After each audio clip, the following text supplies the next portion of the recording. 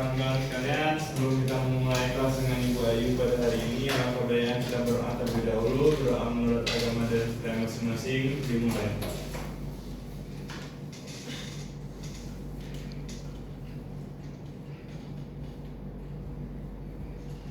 Selesai. Oke, ada yang tidak masuk hari ini? Kita sengaja ya. Ibu Oki Melindasari, hadir Bu.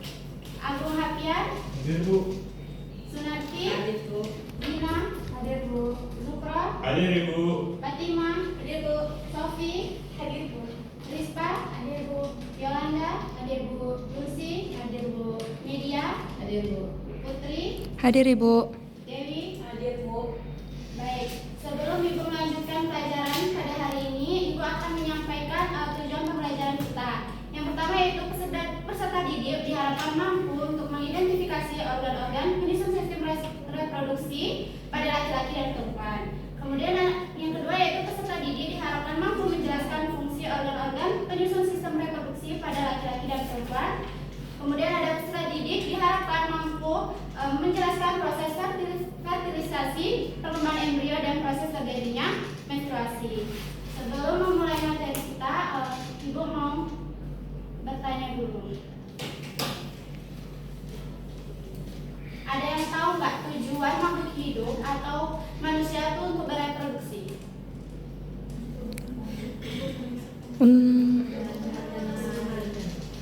Ada lagi siapa yang mau membantu menjawab? Silakan Agung. Untuk mempertahankan spesiesnya Bu. Terus ada lagi?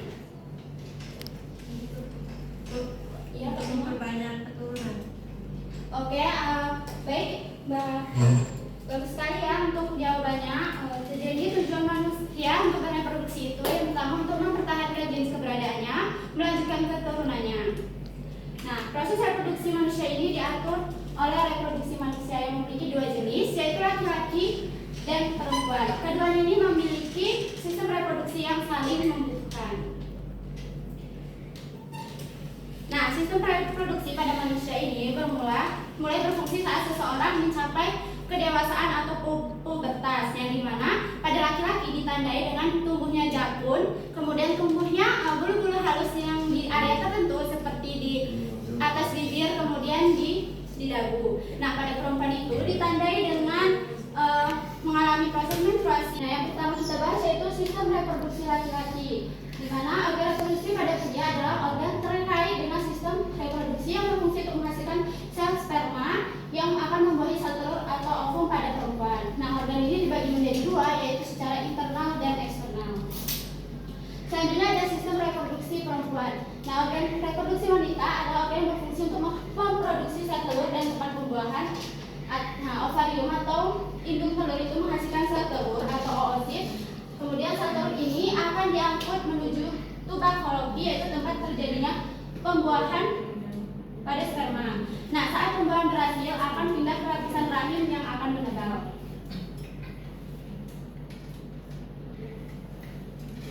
Nah, selanjutnya yaitu ini merupakan bagian dari organ reproduksi laki-laki yang berfungsi untuk menghasilkan sperma. Nah, bagian-bagian organ reproduksi yang pertama itu ada vas deferens yang berbentuk seperti benang ataupun kabel yang berwarna merah. Kemudian ada penis, yaitu organ bagian luar dari reproduksi laki-laki. Kemudian ada testis yang berbentuk seperti telur yang berfungsi untuk menghasilkan sel sperma.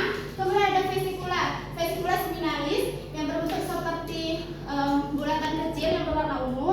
Kemudian kelenjar prostat yang berbentuk lingkaran berwarna kuning. Kemudian ada uretra, ini yang berbentuk seperti saluran kualitas sperma. Kemudian ada kelenjar prostat, yaitu berfungsi untuk menghasilkan air mani, memproduksi hormon dan mengatur aliran urin. Yang terakhir ada uretra, yaitu untuk mengeluarkan ejakulasi mani saat mencapai orgasme. Nah, selanjutnya ini adalah bagian organ reproduksi perempuan yang sel telur, tempat terjadinya fertilisasi dan perkembangan embrio atau janin. Nah, yang pertama yaitu ada tuba Fallopi yang berbentuk seperti lengkungan. Kemudian ada ovarium yang berada di kanan dan kiri bagian organ reproduksi perempuan yang berfungsi untuk menghasilkan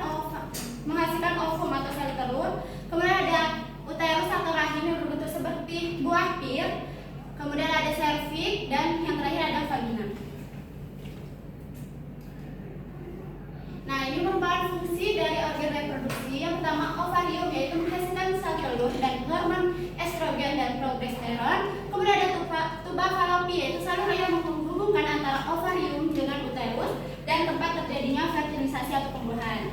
Selanjutnya ada uterus, yaitu organ berbentuk buah pir yang berfungsi sebagai tempat pembiakan janin. Nah, selanjutnya yaitu ada proses fertilisasi dan perkembangan embrio, di mana yang sel telur yang telah masak itu akan dilepaskan dari ovarium.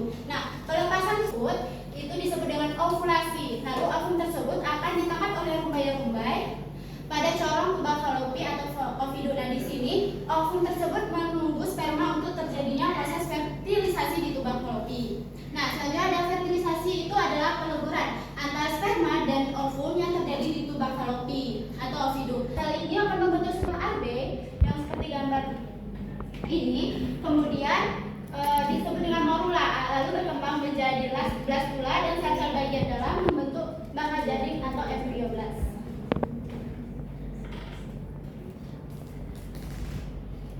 Nah, selanjutnya ada proses terjadinya menstruasi. Nah, jika oleh sel sperma, dia akan meluruh dan keluar dari rahim. Jaringan dalam dinding rahim yang telah menebal dan banyak pembuluh darah akan rusak dan lurus sehingga terjadinya proses menstruasi. Kemudian menstruasi perdarahan yang terjadi akibat luruhnya dinding sebelah dalam rahim atau endometrium yang banyak.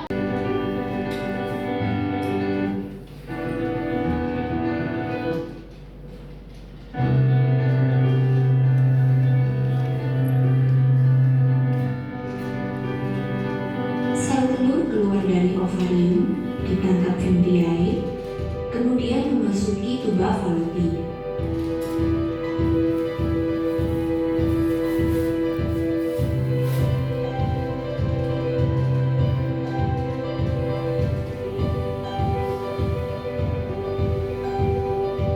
Jutaan sperma dihasilkan dalam sekali ejakulasi saat puncak senggama. Sesaat setelah dipancarkan sel sperma bergerak ke rongga rahim untuk mencari sel telur yang matang dan siap untuk dibuahi. Dari jutaan sperma yang dipancarkan, hanya beberapa yang dapat bertahan hidup mencapai induk telur, dan hanya satu yang dapat mencapai dan hidup di induk telur. Telah mengalami pembuahan selama perjalanannya menuju rahim, zigot akan mengalami beberapa perubahan.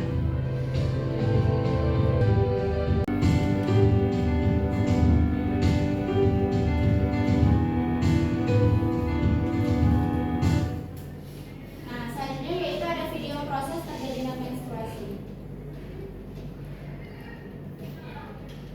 Proses terjadinya menstruasi. Bagaimana proses terjadinya menstruasi? Perhatikan video ini. Sebuah sel telur masak diproduksi oleh induk telur. Pada saat bersamaan terjadi pula penebalan di dinding rahim. Selanjutnya, sel telur yang diproduksi di induk telur dilepas menuju rahim. Dalam beberapa hari, jika tidak dibuahi oleh sel sperma, sel tersebut mati dan terlepas keluar rahim. Sementara itu, lapisan dinding rahim ikut terlepas bersama sel telur itu tadi dan mengalir. Hal tersebut menyebabkan terjadinya perdarahan kecil. Darah ini menetes keluar sedikit demi sedikit melalui lubang kemaluan selama 2-6 hari. Kejadian itulah dinamakan dengan menstruasi. Siklus menstruasi setiap 28-35 hari sekali. Terjadinya menstruasi ini sangat bervariasi antara. Ada yang ingin ditanyakan?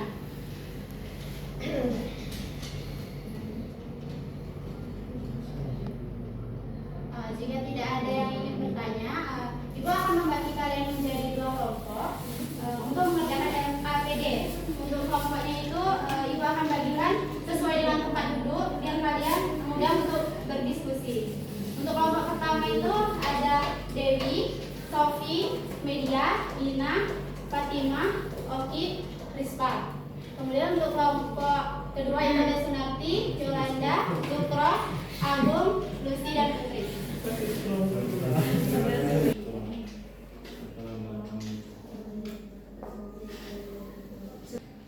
Kan perupasan sel telur kan yang menangkapnya kan siapa kan yang menangkap sel telur yang oleh ini berarti kok saluran jalan keluar.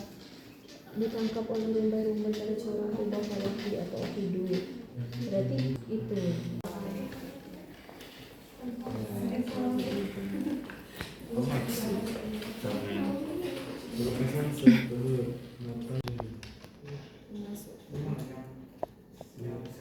Sperma ke dalam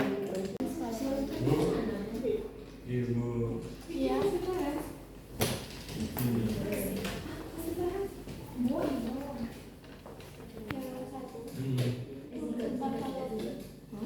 bukan ya. Sama berarti ya, Bu. Beda ya, Bu. Rumbai. Sudah. Oke, kenapa tidak membantu temannya untuk mengerjakan LKPD? Ini boleh di sini.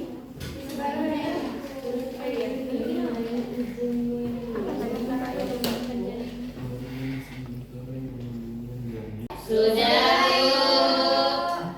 Waktunya 5 menit lagi ya.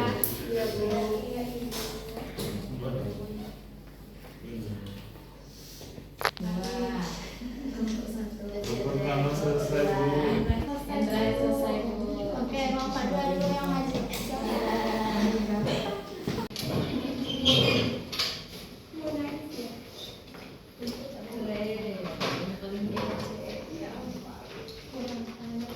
Assalamualaikum warahmatullahi wabarakatuh. Waalaikumsalam warahmatullahi Selamat wabarakatuh. pagi teman-teman semua.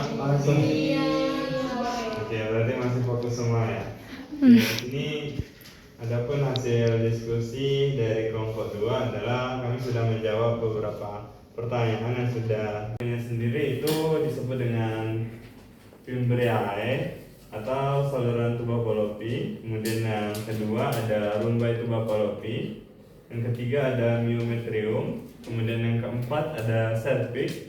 Kemudian yang kelima ada vagina. Keenam ada rahim. 7 ovarium dan kedelapan baru tuba falopi.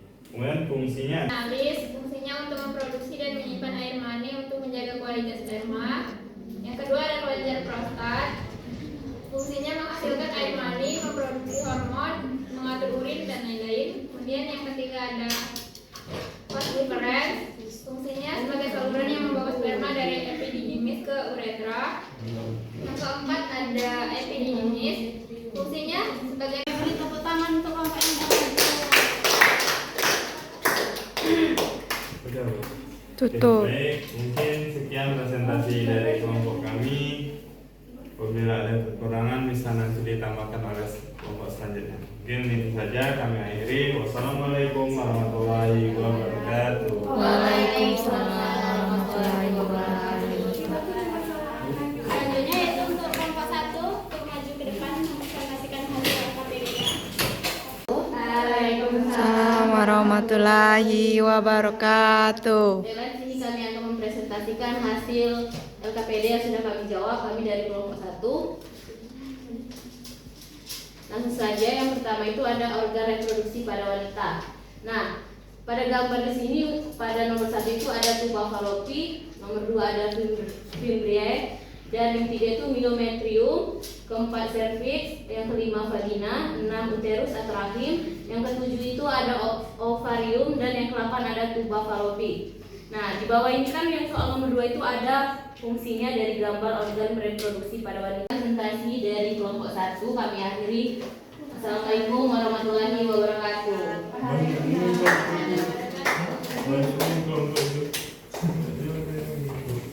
Ini udah benar semua. Ada beberapa yang keliru tadi ya. Itu pertanyaan. Silakan Agung. Saya ingin bertanya, kan tadi kan Ibu menjelaskan bahwa dalam satu pembuahan itu kan hanya ada satu sel sperma yang dapat membuat satu telur kan, Bu. Nah, terus bagaimana kasus dengan yang bayi kembang? Apakah 2 sel sperma yang membuat itu? Untuk menjawab dari pertanyaan Agung, ada yang bisa menjawab pertanyaan dari Agung? Oke, di sini Ibu menjelaskan ya. Ya, Ibu. Agung tadi kan di video tadi itu kan hanya satu sel sperma kan yang bisa masuk ke dinding sel telur. Terus kasus yang bagaimana kenapa bisa terjadi bayi kembar? Iya kan, Bung? Itu karena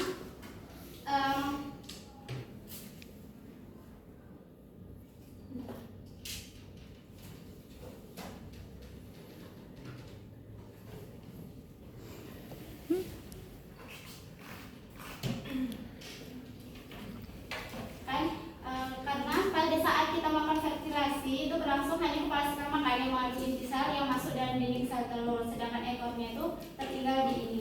Kemudian di dalam intisal itu akan menyatu dengan intisal dari sel telur. Nah itu tuh akan di dalam tuh kalau misalnya cuman bayi tidak kembar itu akan membelah cuma satu aja, tapi kalau kembar tuh dia di dalam intisal tersebut tuh akan membelah sehingga terjadinya bayi kembar. Mungkin itu saja. Ada lagi yang ingin bertanya? Silakan. Kalau perempuan itu kan mengalami yang namanya menstruasi. Nah, mengapa pada perempuan jika mengalami menstruasi itu terjadi seperti kayak timbul jerawat?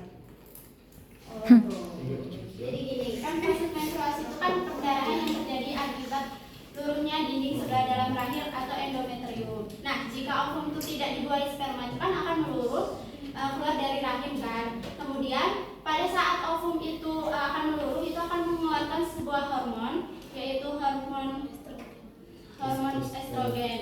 Nah, itu yang menyebabkan hormon itu kan tidak stabil. Jadi akan menimbulkan jerawat. Biasanya tuh jerawat tuh di daerah dagu atau di hidung atau di dekat bibir. Mungkin itu saja dari apakah sudah jelas? Ada yang ini menstruasi.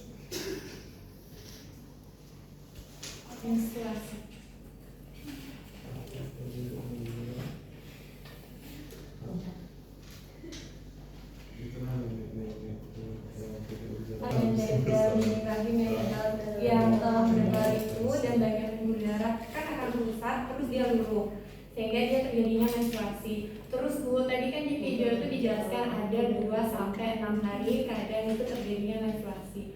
Tapi teman saya tuh Bu, ada yang dia tuh mengalami 2 minggu gitu lah Bu menstruasinya. Itu disebabkan apa ya Bu?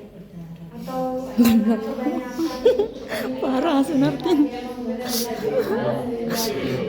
lurusnya itu lama atau gimana? Karena teman saya itu hampir terkadang tuh 1 gen itu seperti itu. Oke. Di rumah kalian kerjakan sama satu ini, yaitu membuat mading sekreatif mungkin. Untuk kelompok 1 itu membuat mading tentang sistem reproduksi laki-laki, dan untuk kelompok 2 membuat mading tentang sistem reproduksi perempuan.